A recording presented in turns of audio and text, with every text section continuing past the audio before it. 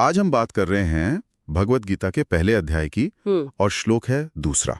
बिल्कुल शुरुआत। हाँ, कुरुक्षेत्र का मैदान सज चुका है, सेनाएं आमने सामने हैं और माहौल मतलब आप सोच सकते हैं कितना तनावपूर्ण होगा। बिल्कुल।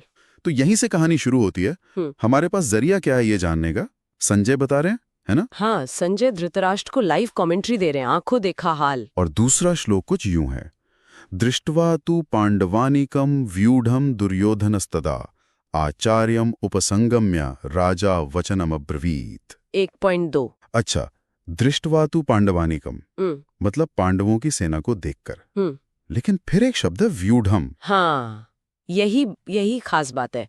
व्यूढ़म सिर्फ सेना नहीं देखी, एक व्यू रचना में सजी हुई सेना देखी। एक ऑर्गेनाइज्ड, एक स्ट्रेटेजिक फॉर्मेशन। बिल्कुल। और इसे देखकर राजा दुर्योधनस्तदा, उस वक्त राजा दुर्योधन ने क्या किया? आचार्यम उपसंगम्य, वो अपने आचार्य के पास गया, द्रोणाचार्य के पास, और वचनम अब्रुवीत, कुछ कहा।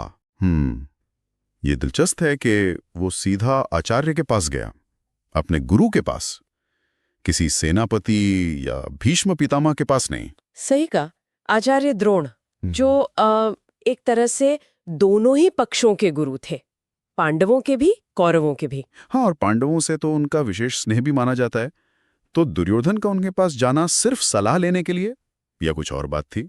देखिए, ऊपरी तौर पे तो यही लगता है कि भाई सामने वाले की तैयारी देख के थोड़ी चिंता हुई तो सबसे अनुभवी गुरु के पास सलाह लेने चला गया। ये तो स्वाभाविक है। हाँ, लॉजिकल लगता है। लेकिन जैसा आपने इशारा किया, हो सकता है इसके पीछे और भी कुछ हो। शायद एक तरह की पॉलिटिकल मूव, युद्ध से ठीक पहले गुरु को याद दिलाना कि आप किसकी तरफ से लड़ रहे हैं, आपकी निष्ठा किधर है। अच्छा, मतलब ये सिर्फ चिंता नहीं बल्कि एक सोचा समझा कदम भी हो सकता है। हाँ, हो सकता है। या फिर ये भी हो सकता है कि वो जो आत्मविश्वास दिखा रहा था अब तक, वो थोड़ा हिला हो। हाँ, ये मुमकिन है।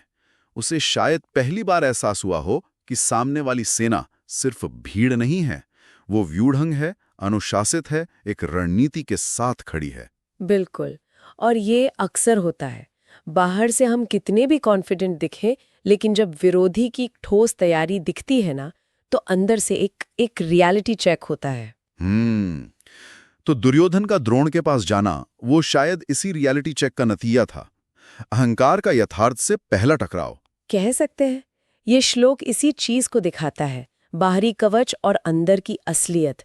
दुर्योधन जो राजा है, जो इतना शक्तिशाली है, वो भी विचलित हुआ। तो ये सिर्फ एक राजा की चिंता नहीं है, ये एक लीडर का वो पल है जब उसे समझ आता है कि स्थिति गंभीर है और उसे अपने सलाहकारों की, अपने गुरु की जरूरत है। हाँ, और ये दिखाता है कि युद्ध सिर्फ हथियारों से नहीं लड़ा जाता, साइकोलॉजी, रणनीति, ये सब बहुत मायने रखता है। सही बात।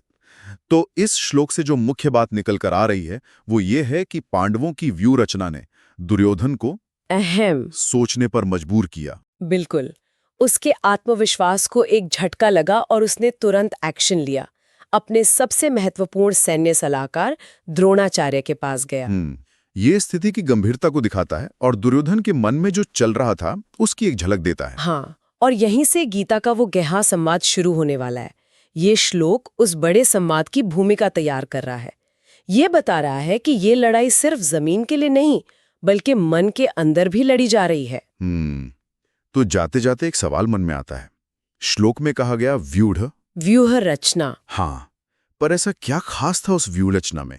या शायद उसमें कौन से योद्धा इतने प्रमुख थे जिन्हें देखकर दुर्योधन जैसा महारथी भी थोड़ा हिल गया? ये सोचने वाली बात है।